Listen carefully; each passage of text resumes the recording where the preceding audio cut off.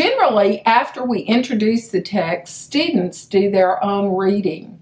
And sometimes we move from student to student, and I like to call that whisper reading time. Even if the student is reading most of the time silently, I ask them to whisper read so that I can listen in to see how they're processing the text. And it's there that I might be able to offer them that one-to-one assistant or that side-by-side teaching.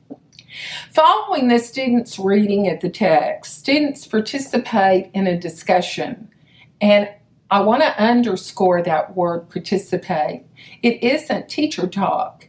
It's talk that is a discussion among the teacher and the students and the students and the students. That part of the guided reading framework draws upon the social aspects of reading, in which readers learn not only from the teacher, but they also learn from one another. We may highlight as teachers during that period of time the meaning of the text, and that's where I like to start. So even the very simplest book has a kind of overall organizing principle. So if everything in the book is about colors, then I can ask the students to talk about what the big idea was in that particular text. As texts become more challenging, the students can talk about things like the plot, structure, about characters, about the text features if it's a nonfiction text. And so we first start with meaning. And that gives kids the very clear understanding that readers read to understand.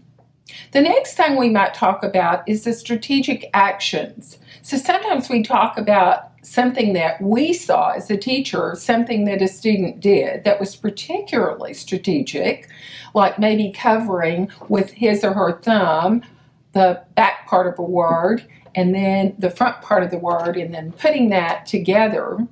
We might see a student who reads and comes to an unknown word and reads on and then comes back to say that particular word, to recognize that word. And then finally, we talk about word work and we look for opportunities in the text to explore further with kids. It might be a word pattern, it might be a particular type of syntax that we want to explore.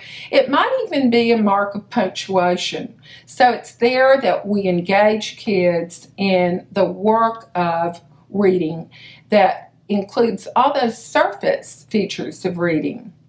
Writing is also often included in the guided reading framework because that becomes a way not only for kids to respond to the reading, but it also becomes a way for us to see what sorts of things they're taking from their reading and applying it to their writing. The reading-writing connection is powerful, and it also works not only from reading to writing, but from writing to reading.